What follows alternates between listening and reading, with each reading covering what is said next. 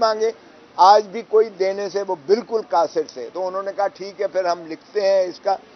تو میں نے کہا جی آپ کے پاس تو ایک انکوائری کے لیے آئی ہے, انکوائری آپ جو بھی اس کا کرتے ہیں آپ بھیجیں الیکشن کمیشن کے پاس کہ یہ کوئی شواہد نہیں دے پا رہے, کوئی ثبوت نہیں دے پا رہے, کوئی صداقت ان کے الزام میں نہیں ہے اور ان کے پاس کوئی ایسا کاغذ اور ثبوت نہیں ہے جس کی بنیاد پر آپ ان کی ریلائبلٹی کو جج کریں اور ان کو جو بھی سزا دینی ہے تاکہ یہ فرق حبیب صاحب اسی طرح چھلانگے نہ مارتے رہیں جو پی ٹی آئی کی عادت ہے کہ اپنے الزامات نہیں بتانے انہوں نے اور کہیں گے جی وہ لوٹ گیا, مار گیا, چور ہو گیا, ڈاکو ہو گیا, فلانا ہو گیا, اپنے کرتوت اور کارروائی نہیں بتانی. یہ ان کی خاصیت ہے, خصوصیت ہے.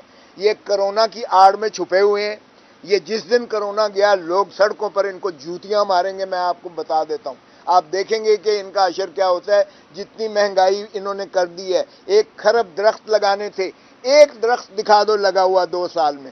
1 کروڑ نوکری دینی تھی, 1 نوکری دکھا دو جو تم نے نوجوانوں کو جھوٹ بول کر دی تھی کہ 1 نوکری دی ہو. 50 لاکھ گھروں کا تم نے وعدہ کیا تھا, گھر برباد اور گرائے ضرور ہیں, 1 دکھا دو گھر تم نے بنا کے کسی غریب آدمی کو دیا ہو. تم نے کہا تھا کشکول کا پیالہ توڑ دیں گے, اس عزت اور وقار اس قوم کے جو ہے باغیرت قوم کو کسی کے زیر نگین نہیں کریں گے, بھکاری نہیں بنائیں گے, خودکشی کر لوں گا. ارے بابا خودکشی تو نہیں کی لیکن آئی ایم ایف سے نہیں ساری دنیا سے بھیک مانگ رہے ہو. آج بھی چیف جسٹس کے جو آبزرویشن سے سن لیجئے گا, انہوں نے کہا یہ حکومت تو ایڈوائزرز غیر منتخب شدہ لوگوں اور اسپیشل اسسٹنٹ سے چل رہی ہے جو بیگ اٹھائیں گے اور بیرون ملک چلے جائیں گے. جب ہوگا تباہی تو ملک کو لا کے دہانے پر کھڑا کر دیا ہے. جتنی مہنگائی ہے اور جتنی بے روزگاری ہے اور جتنی بد امنی اور بد نظمی ہے اور جتنی بیڈ گورننس ہے اس وقت, آئی ایم ایف کو تم نے سپورٹ کر دیا ہے اس ملک کو, اور آئی ایم ایف کے نرغے سے تم نکل نہیں سکو گے. اور اتنا گروی کر دیا ہے تم نے کہ ساری زندگی جو ہے پاکستانی اسی بھکاری بن کے ان کی جو ہے قرضے اتارتے رہ جائیں گے. اس لیے کہ تم نے ساری جو ہے نیگیٹو گروتھ پر, تمہارا جی ڈی پی گروتھ ہے اور نیگیٹو گروتھ پہلی دفعہ پاکستان کی تاریخ میں ہوا ہے. 5550 ارب روپیہ تم نے جو ہے ایف بی آر کو ٹرانسفر دیا ہے, پہلے ہی 3000 ارب سے تم, تو ڈیفیسٹ بجٹ پہ تم کہاں سے اس ملک کو چلاؤ گے. مت اتنا اس ملک کو تذلیل اور رسوائی میں لے جاؤ کہ گورننس کے قابل ہی نہ رہ جائے. اس لیے جب تک کرونا ہے تم بچے ہوئے ہو, کرونا کو دعا دو. جس دن کرونا ختم ہوا لوگوں کا سیلاب جو ہے تمہیں خشک خاصاب کی طرح بہا کے لے جائے گا اور تمہاری نسلیں نظر نہیں آئیں گی. تم تو بیگ اٹھا کے بنی گالا سے چلے جاؤ گے. ہمیں پاکستانی عوام ہی ہیں جن کا مرنا جینا, جن کا رہنا قبرستان یہی پاکستان میں ہے. ہمارے لیے جو عذاب اور قیامت تم چھوڑ کے جاؤ گے, اللہ ہی حافظ ہے. تھینک پی ٹی آئی کی جو حکومت ہے تمام تر ان میں جو معاشی مشکلات ہیں بہتر ڈلیور نہیں کر پا رہے, تمام تر ان کی ناکامیاں ہیں. لیکن دوسری طرف جب ہم دیکھتے ہیں کہ اپوزیشن تقسیم در تقسیم ہے, کسی معاملے پہ اکٹھے نہیں ہوتے, چیئرمین سینٹ کا معاملہ ہو یا کوئی اور معاملہ ہو, تو اس پہ کیا کہیں گے؟ اور اپوزیشن کی تقسیم انفیکٹ حکومت کو سپورٹ نہیں کر رہی. دیکھیں ہر جماعت اپنی اپنی ایک انڈیپینڈنٹ جماعت ہے. ہم نے پہلے جو آپ دھرنے کی بات کر رہے ہیں مولانا صاحب نے دیا, ہمارا وہ فیصلہ نہیں تھا کیونکہ ہم بنیادی طور پر پیپلز پارٹی دھرنے کی سیاست پر یقین نہیں کرتی ہے کہ دھرنا لا کے چوک کر دو ڈی چوک میں اور حکومت اٹھا کے باہر پھینک دو. پیپلز پارٹی پھر جو ہے اس قسم کی تبدیلی نہیں چاہتی کہ غیر جمہوری قوتیں اس ملک کو پھر مسلط ہو جائیں اور پھر پاکستان جو ہے وہ بہت پیچھے چلا جائے. سو ہم چاہتے ہیں کہ آئینی دائرے کے اندر ہی تبدیلی ہو. اسی طرح باقی جماعتیں جو ہیں ان کے بھی اپنے, اب جو چیئرمین بلاول بھٹو زرداری صاحب کی کاوش ہے, وہ کل بھی انہوں نے فضل الرحمان صاحب سے بات کی, وہ باقاعدہ شہباز شریف صاحب سے بھی رابطے میں ہے.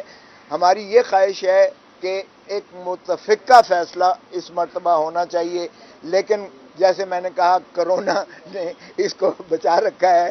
ہم یہ بھی نہیں چاہیں گے کہ اس وقت جلسے جلوس اور جو ہے اس کی کیفیت میں ہم عوام کو پھر ایک اس سے سوشل ڈسٹینسنگ, جو اس وقت صرف واحد علاج ہے اس کا کرونا کا, کہ سوشل ڈسٹینسنگ ہو. تو یہ تحریک چلانا اس وقت ہم عوام کو اس زندگی اور موت کی کشمکش میں نہیں ڈالنا چاہتے. اس لیے ہم چاہتے ہیں کہ کوئی ایسا حل نکالیں کہ عمران خان اور پی ٹی آئی کی حکومت سے بھی چھٹکارا ہو جائے, جان چھٹ جائے اس قوم کی, اور عوام کو بھی اذیت اور کرب سے نکالا جائے, اور کوئی غیر جمہوری قوتیں بھی اس ملک پر مسلط نہ ہوں.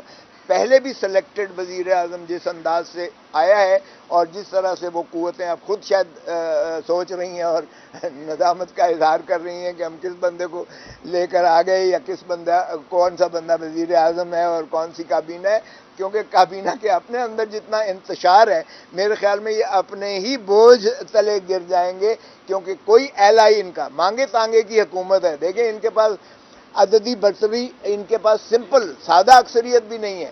تو یہ کبھی ان کو مینگل صاحب چھوڑ جاتے ہیں, کبھی ان کو ایم کیو ایم ناراض ہو کے چھوڑ جاتی ہے پھر واپس آ جاتی ہے, کبھی پی ایم ایل کیو ان سے ناراض ہو کے رس بیٹھتی ہے. ارے کس کس کی مانگیں پوری کرو گے اور کتنے کتنے اور وزیر لیتے جاؤ گے؟ تم کتنا اور بوجھ اس ریاست کے اوپر ڈالو گے اور عوام کے اوپر ڈالو گے؟ تم نے ایک جنبش قلم 28 روپے اور 58 پیسے ایک سٹروک کے ساتھ تم نے تیل کو جس طرح سے بڑھایا, اور وہ بھی اس وقت جب دنیا میں سب سے سستا تیل بک رہا ہے, اس وقت بھی تم نے جو ہے عوام کو کوئی فائدہ نہیں دیا ہے. تو اس لیے ان کو گورننس کا انداز ہے ہی نہیں. یہ درست ہے کہ ان کو فائدہ ہو رہا ہے ہمارے متحدہ فیصلے میں تساہل سے یا تاخیر سے ان کو فائدہ ہو رہا ہے, لیکن آپ ذرا کیفیت دیکھیے ملک کی جس کیفیت میں ہے. ہم اس کیفیت میں عوام کی زندگیوں کو ترجیح دیتے ہیں بجائے اس کے کہ ہم ریاست سے اسے نکال کے باہر پھینکیں. سو آپ خاطر جمع رکھیں, متفقہ فیصلہ ہوگا انشاءاللہ, عنقریب ہوگا, اور پھر آپ دیکھیں کہ ہم انشاءاللہ عوام کے ساتھ کھڑے ہیں, ہر صورت میں عوام کا ساتھ دیں گے اور عوام پر کوئی ایسا عذاب نازل نہیں ہونے دیں گے. دیکھیں ہمیں تو آئین کے دائرے میں رہتے ہوئے جو بھی متحدہ اپوزیشن ہمارے ساتھی جتنے ہیں اپوزیشن کے, جو بھی وہ فیصلہ جس پر متفق ہوں گے, چاہے وہ ان ہاؤس تبدیلی ہو, چاہے وہ ری الیکشن ہو, جس طرح کچھ کہہ رہے ہیں کہ ایک گندا انڈا نہیں ہے, ٹوکری ہی ایک گندی ہے, چاہے وہ سارا کہتے ہیں کہ کچھ ہمارے جو ہیں مولانا صاحب نہیں مانتے, وہ کہتے ہیں سارا ہی جعلی ہے, فراڈ ہے.